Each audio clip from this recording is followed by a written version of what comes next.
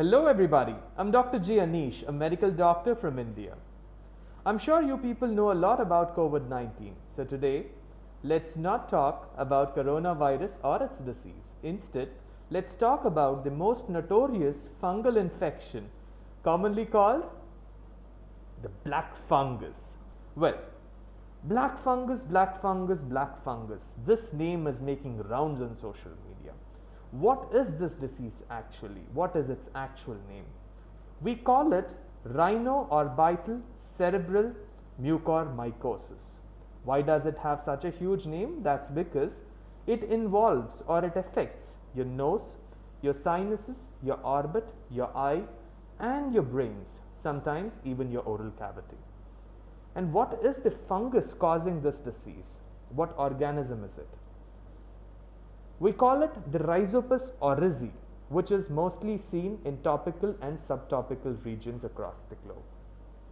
Today, unfortunately, the number of cases for mucormycosis are growing, and 70% of global mucor cases happen to be located in India and our neighboring countries. So this is a matter of concern to all of us. Chalo. So what are the risk factors for mucormycosis? When do you expect this mucormycosis to grab on you, because this is an opportunistic infection? Initially, All India Institute of Medical Sciences and ICMR had given us a triad of risk factors for mucormycosis.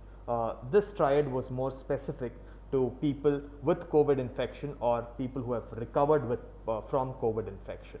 So this triad said anyone on whom steroids were exploited or excessive steroids were given is susceptible to mucormycosis.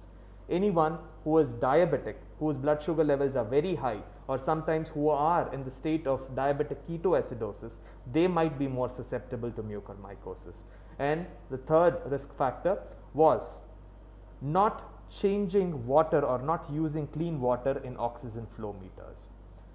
So this was the old triad given by ICMR and All India Institute of Medical Sciences, a triad of risk factors. Looking into the current numbers, I'm scared this triad given by ICMR and AIIMS has got no weight, because 20% of our mucor cases, they were never diabetic, and about 25% of them were never on steroids, and around 30% of them were never given oxygen therapy, which means they recovered from COVID just by symptomatic treatment.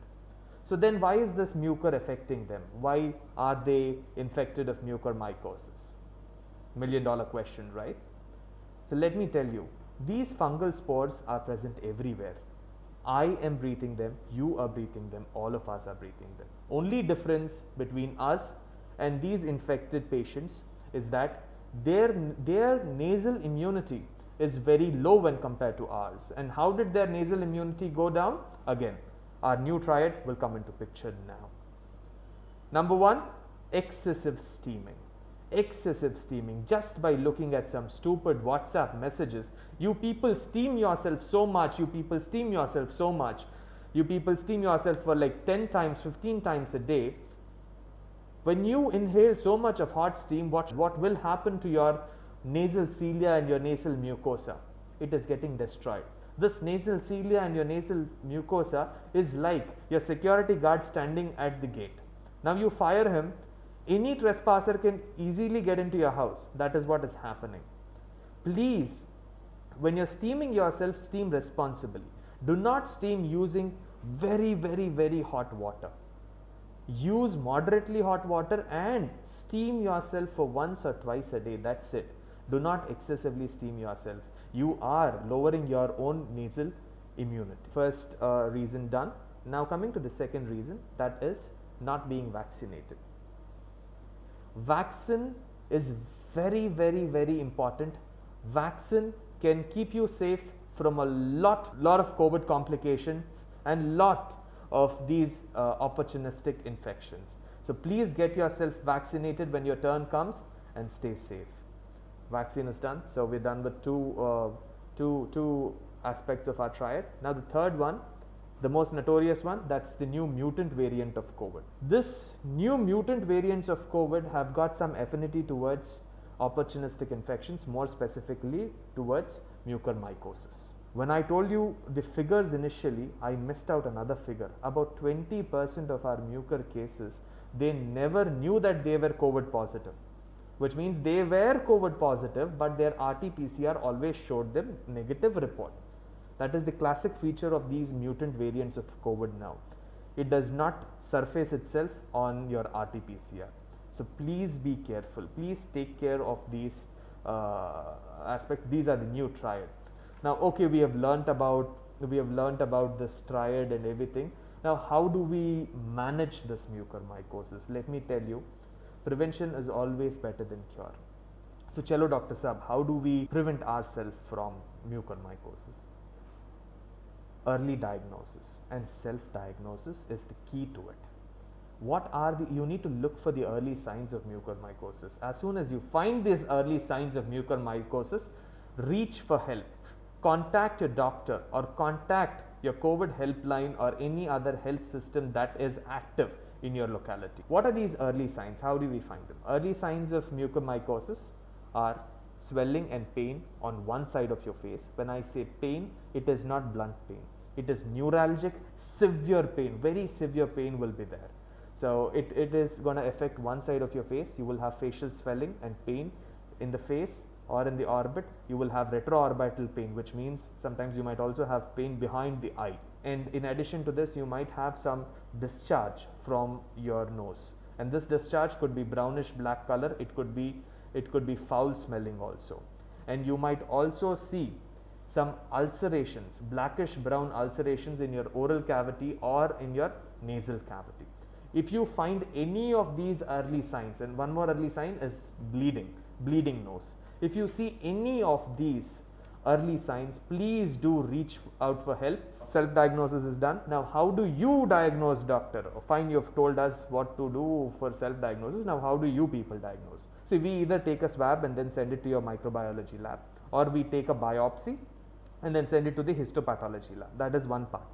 And the other part is imaging. Imaging is something that I love as a clinician. We depend more on imaging because we want to analyze the extent of the infection. So imaging, I prefer a CT scan or an MRI. Our radiologists are considered to be photographers in medicine. So I ask my photographers to give me certain field. What is that? What are those images? I ask them for the orbit, for the sinuses and for the brain. So if I have these three images, then I am very happy. Okay, we have got 40 cases of mucormycosis in our center now. And what are the basic findings that we have seen? Till now we have seen findings like some inflammatory changes in their ethmoid sinus, in their cavernous sinus and in the orbit. And very rarely we have seen some inflammatory changes in the frontal sinus. So this is what we have seen till now. This is done, diagnosis is done, we have diagnosed it. Now, how do you treat it, doctor? Depending on the severity and the extent of infection, we choose either conservative management or the surgical management, that's the radical management. In conservative management, we give you antifungal drugs like amphotericin B. Coming to your surgical management, this is where your ENT surgeons, your eye surgeons, that's your ophthalmologists, and your neurosurgeons, sometimes even your maxillofacial surgeons, give their efforts and they remove these infected parts. So this is all about the management. Now let's look into the prognosis. What is the survival rate after management? The survival rate that we have observed after management is 59%. If there is no treatment given, then survival rate in such patients is hardly 15 to 20%. So whenever you see these early signs of mucormycosis, I request you, please go consult your doctor and follow his advice. Namaskar.